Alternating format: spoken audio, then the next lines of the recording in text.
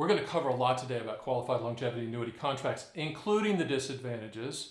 But remember to watch my video, what is the purpose of an annuity? That's a very informative video as well, and you need to get all the information you can before making an informed decision. So let's talk about what we're going to go over today, which is a ton. What is a QLAC? What's the purpose of the QLAC? What does it solve for? What's the history of it? When did it even start? It's relatively new. It is actually the newest type of annuity that the annuity industry has. Then we're going to talk about, obviously, the limitations, the disadvantages. We're going to talk about the benefits, how to structure it, how to quote it, and where does it fit. I'm going to let you know how you can get a free copy of my book on QLACs for free at the end of this video. So hang in there with me.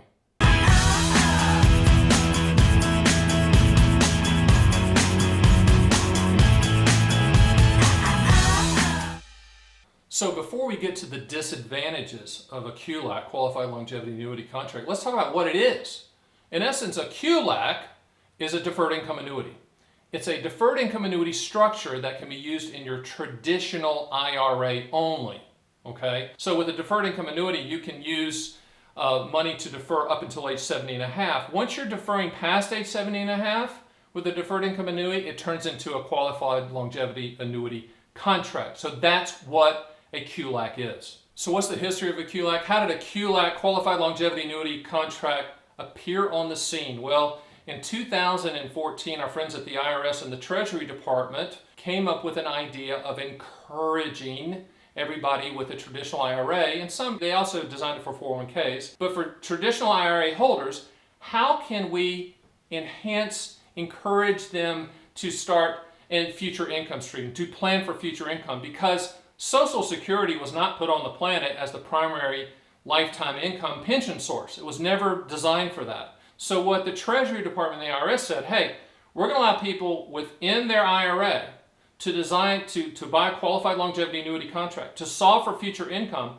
and that amount of money that's used for that QLAC will not be counted when you go to calculate your required minimum distributions, your RMDs, when you're 70 and a half, meaning that the taxes will be lowered on those RMDs, which is a good and now legal thing now that you have a QLAC. So that's the history of a QLAC and where it began. So what do QLAC solve for, qualified longevity annuity contracts? They solve for what I call income later. Income in the future. You can structure it so it's just on your life, or you can structure it with your spouse or partner joint life, which is really unique with your individual IRA, which means that you and your wife could each have a qualified longevity annuity contract. So here are the rules, the funding rules for QLACs, qualified longevity annuity contracts. You can take all of your IRA assets, 401k, IRAs, if you have 3 or 4 IRAs, that total, 25% of that total, or $130,000, whichever is less. Okay? So, a guy called me the other day, he said, "Stan, I got $1 million IRA. What am I going to do? I don't need the income, but I want to set something up for my wife for future income." So under those rules, 25% of the total, or $130,000, whichever is less, he had to put $130,000. So he had $1 million IRA, $130,000 in a QLAC, and he set it up joint life with his wife so that she would have a future pension income when he passed away. Now, under that same situation, he then has the $130,000 QLAC, he has $1 million IRA, so when he goes to take required minimum distributions, instead of calculating it on $1 million, he's calculating it on $870,000. Doesn't sound like a lot, but it's a legal way to lower taxes, and under those same rules, you can lower your taxes on your required minimum distributions as well. All right, so let's get to the meat of the matter here, the disadvantages, the limitations of qualified longevity annuity contracts. First of all, they're very rigid. I mean, there's no liquidity with a qualified longevity annuity contract with most carriers.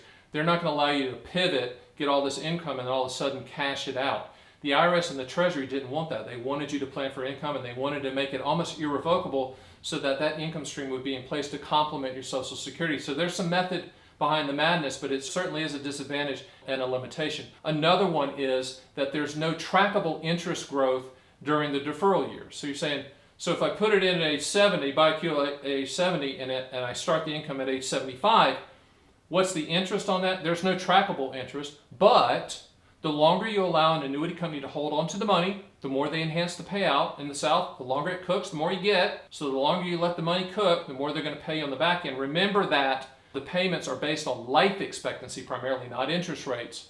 So The older you are, the higher the payment, just like Social Security. The other limitation, in my opinion, is the fact that the rules are in place that it's 25% of your total IRA assets or $130,000, whichever is less.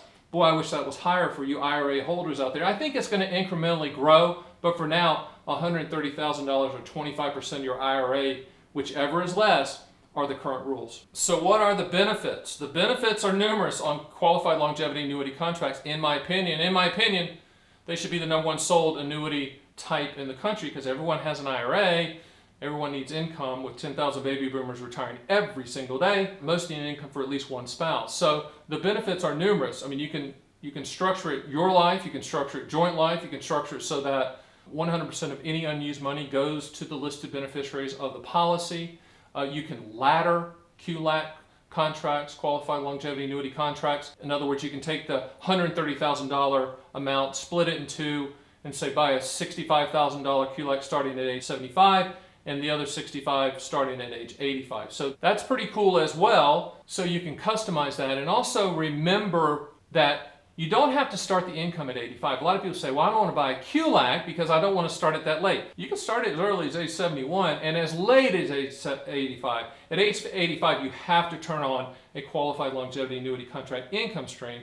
But the benefit is income later. The benefit is guaranteed income you can never outlive. The benefit is a pension plan for both you and your spouse, if you want to structure it that way, that will pay you for the rest of your life. So let's drill down a little bit more on the structuring choices. Currently, the most popular structuring choice is either life with cash refund or joint life with cash refund if you want to add a spouse to the guaranteed lifetime income stream. What does that mean? Life with cash refund, joint life with cash refund means that you're transferring the risk to the annuity company to pay you or you and your spouse for the rest of your life. You could never, ever outlive it. I don't know the return on investment ROI until you die, right? No ROI till you die because it's a lifetime income guarantee. Now, the cash refund part, what that means is even though the annuity company is on the hook to pay you forever, when you die, if it's just you, when you die, 100% of any unused money goes to the beneficiaries. If it's joint life with cash refund, when you die, your spouse continues to get the income stream uninterrupted and unchanged for their life, and then when they die,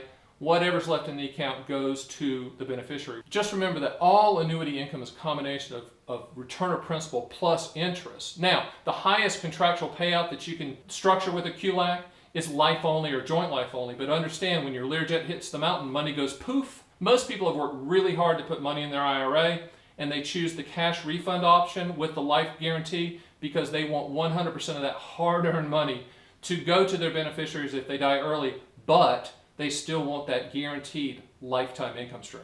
So how do you get a quote for a qualified longevity annuity contract? Obviously, you go to Stand the Annuity Man and we'll send you that quote, and no one's going to follow up, show up at your door and call you and pester you. We're just going to give you the information. But it's like buying a plane ticket. QLACs, qualified longevity annuity contracts, are commodity type products. In other words, there's a bunch of carriers that offer them. The quotes change. It's like a gallon of milk. Every 7 to 10 days it changes. So quote all carriers. Choose the carrier that you like based on the claims paying ability of that carrier. But understand that there's not just one company that's the best QLAC company. It's always changing. Just like buying a plane ticket, quote all carriers. So where does a QLAC fit in your portfolio? Income later. Income later, and I also think legacy, meaning leaving money to a loved one. So let's talk about the first one where it fits, income later. You need income in the future? Qualified longevity annuity contract works because you can use your traditional IRA to lock in that guarantee. You can add your spouse or partner as a joint lifetime income guarantee, meaning that when you die, the income continues uninterrupted and unchanged for their lives. So that's kind of where it fits. Now, from a legacy standpoint, a lot of you players out there, a lot of you guys that just killed it, and ladies that's just killed it, right? You've done well. Your IRA is huge. You don't need the money. But guess what? You have a spouse that you want to take care of. They don't care about the markets like you do. They don't watch CNBC and they don't watch these other channels. They just want to make sure that they're going to live a good life or go see their grandchildren and children. A lot of people are buying QLACs for that legacy aspect, meaning that I don't really need the income, but my spouse might, and I'm going to buy one just to make sure that that income stream is going to come into them uninterrupted and unchanged for their life when I die. So that's kind of where it fits. Income later and a little bit of legacy. So let's close with this. Remember the book I talked to you about? Qualified Longevity Annuity Contract Owner's Manual. I wrote it, and I'm going to send it to you for free. No obligation, no cost. No one's going to call you, show up at your doorstep. You don't have to go to a bad chicken dinner seminar and hear some horrible pitch. I'm going to send it to you in this package, this gold package. So order the book, click the link below.